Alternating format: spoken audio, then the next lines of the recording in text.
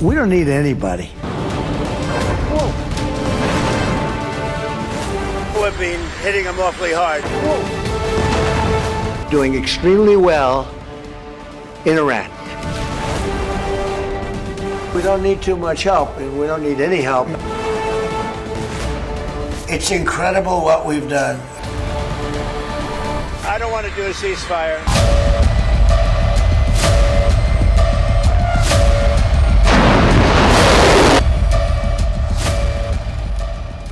दुनिया के सबसे ताकतवर देश के राष्ट्रपति और उनके बयानों का मिजाज कब बदल जाए कोई नहीं जानता। ईरान के साथ युद्ध शुरू होने के बाद से अमेरिकी राष्ट्रपति डोनाल्ड ट्रंप ने इतनी बार अपने स्टैंड बदले हैं कि अब लोग उनके पुराने टैरिफ वाले बयानों को भी भूलने लगे हैं। अभी 2 दिन पहले की ही बात है जब ट्रंप ने गरजते हुए ईरान को धमकी दी थी। उन्होंने कहा था कि अगर 48 घंटे के भीतर होर्मुज की खाड़ी नहीं खुलती है तो अमेरिका ईरान के तमाम एनर्जी प्लांट्स को मिट्टी में मिला देगा। लेकिन आज तस्वीर एकदम अलग है। आज ट्रंप बताने लगे हैं कि ईरान के साथ डील को लेकर के बातचीत चल रही है। यहाँ तक दावा कर दिया है कि खुद उनकी फ़ोन पर ईरान के नेताओं से बात हुई है। हालांकि इस डील की कामयाबी की गारंटी वो खुद भी नहीं दे सके, बस इतना कह दिया कि 5 दिनों का समय है। दूसरी तरफ ईरान की खामोशी बहुत कुछ कह रही है। वहाँ का सरकारी मीडिया ट्रंप के दावों का मजाक उड़ा रहा है और कह रहा है कि कोई बातचीत नहीं हो रही। सवाल ये उठता है कि आखिर ट्रंप ने अचानक ये घोषणा क्यों की?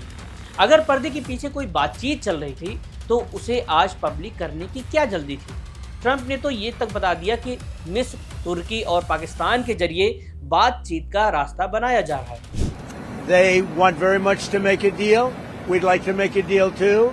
We're going to get together today by probably phone because it's very hard to find a country. It's very hard for them to get out, I guess. But we'll at some point very soon meet. We're doing a 5-day period. We'll see how that goes. And if it goes well, we're going to end up with settling this. Otherwise, we'll just keep bombing our little hearts out. आमतौर पर जब 2 देश युद्ध के मैदान में होते हैं तो बैक चैनल यानी गुप्त रास्तों से बातचीत हमेशा चलती रहती है, लेकिन उसका खुलासा तब तक नहीं किया जाता जब तक कोई ठोस नतीजा न निकल आए। यूक्रेन युद्ध में भी हमने देखा कि अमेरिका और यूरोप कई दौर की गुप्त वार्ताओं में शामिल रहे। भारत और पाकिस्तान के बीच सिंदूर ऑपरेशन के दौरान भी यही हुआ था। बैक चैनल की घोषणा तभी हुई जब पाकिस्तानी सेना ने सरेंडर के भाव में कह दिया कि वो अब और लड़ना नहीं चाहती। तो क्या ईरान भी झुक गया है या फिर ट्रंप किसी घरेलू दबाव में ये बयान दे रहे हैं ताकि तेल की कीमतें काबू में रहें? इस पूरी की कहानी में ईरान और इजराइल दोनों खामोश हैं। ट्रंप दावा कर रहे हैं कि वो ईरान में सत्ता परिवर्तन करेंगे और उसे परमाणु हथियार कभी नहीं बनाने देंगे, लेकिन ईरान का रुख हमेशा से साफ रहा है कि उसकी सत्ता पर कौन बैठेगा ये कोई बाहरी मुल्क नहीं तय करेगा। ईरान ने इस युद्ध में अपने सुप्रीम लीडर से लेकर के कई बड़े मिलिट्री कमांडरों को खोया है। ऐसे में वो किसी ऐसी डील पर क्यों राजी होगा जिसमें उसके हाथ खाली हों? क्या यह मुमकिन है कि ईरान की चुप्पी केवल इसलिए है ताकि वो ट्रंप को और भड़काना नहीं चाहता, या फिर ईरान ये देख रहा है कि ट्रंप के दावों में कितनी सच्चाई है? क्योंकि ईरान के भीतर से जो खबरें आ रही हैं वो बातचीत की संभावनाओं को सिरे से खारिज कर रही हैं। सबसे बड़ा डर ये है कि कहीं ये ट्रंप की कोई नई चाल तो नहीं। इतिहास गवाह है कि 28 फरवरी को ईरान पर हमले से पहले भी अमेरिका एक तरफ बातचीत का नाटक कर रहा था और दूसरी तरफ उसकी सेना हमले की तैयारी पूरी कर चुकी थी।